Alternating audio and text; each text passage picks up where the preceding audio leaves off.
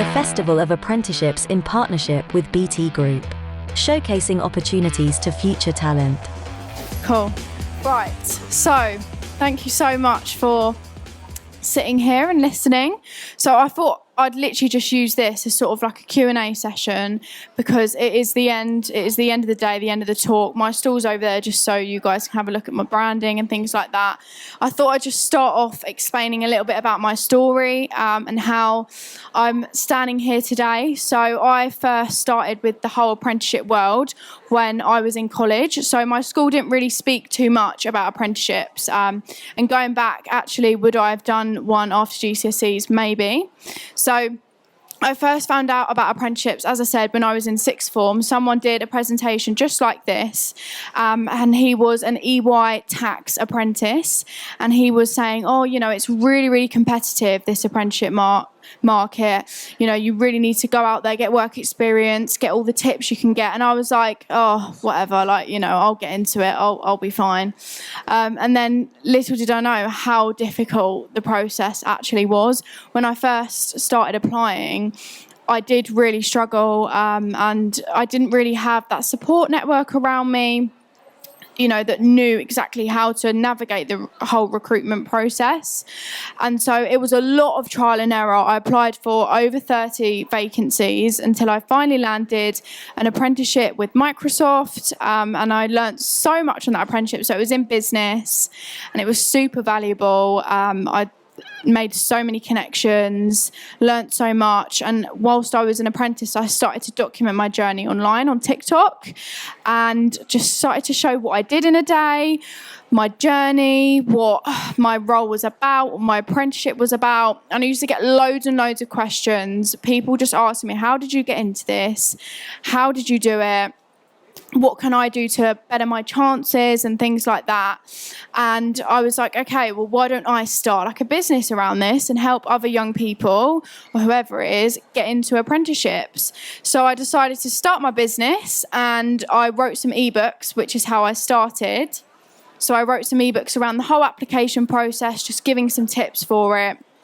And then also did a second ebook on interviews and what to speak about at your interview, because when you're leaving school or college, a lot of people don't realise you can speak about any part-time work, any 1 week work experience, anything you did in school to volunteer. You can speak about things like that. It doesn't have to be this formal job that you speak about.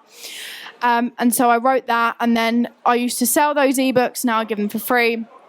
And now I also work with employers to visually showcase what it's like to be an apprentice. So you read typical job descriptions and it only goes so much, and you only understand things so much. And so now I'm creating content on TikTok and Instagram, working with employers to visually showcase what it's actually like to be an apprentice. So that's like the two arms to my business. And I thought today, as I said, we could just use it as like a Q&A session. You guys can just ask questions about the recruitment process, anything you've got even about generally being an apprentice that you want to know. And also I can give you some of my tips for the recruitment process, because obviously I did write a whole ebook about it. So to start quickly, has anyone got anything they want to ask? Let me come over. So what would you say, instead of going to uni, what would you say the benefits of an apprenticeship are there? Great question. I would say that doing an apprenticeship teaches you for tomorrow and what you need to learn to be innovative or to stay up with things in the future. So, for example, I recently saw this video on TikTok. This guy was asking someone in the street about what he learned at university and things like that. And he was on something like an IT course.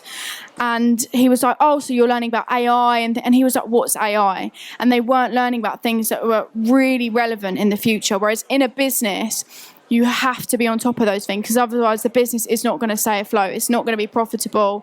They're always planning for the future. So that's one thing. And also just generally, it gives you a chance to practice and learn your skills on the job, rather than just learning on textbook, which is great, which, you know, you do have to do. You're getting a chance to put those skills into practice, which is super important. And for me, I'm someone that always just learns by making mistakes and doing things. And at the end of the day, mistakes are going to teach you more than success ever will.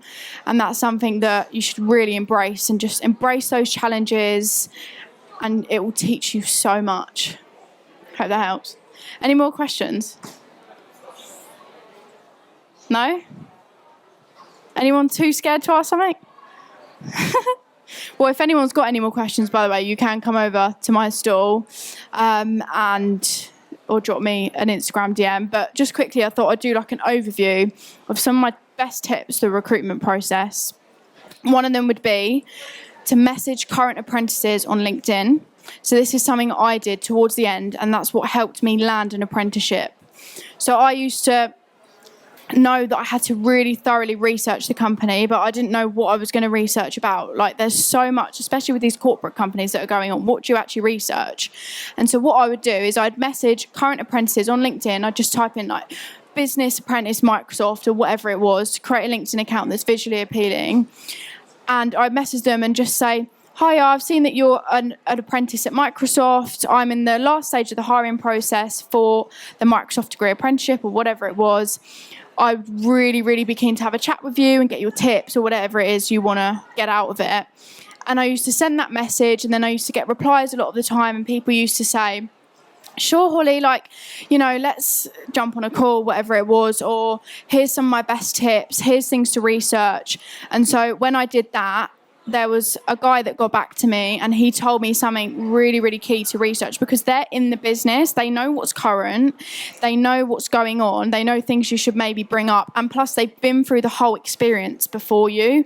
So they know what to expect. They can give you those sort of pointers. So yeah, as I said, he gave me some really, really key points, which I researched, and I brought them up in my interview, and they were really impressed with it.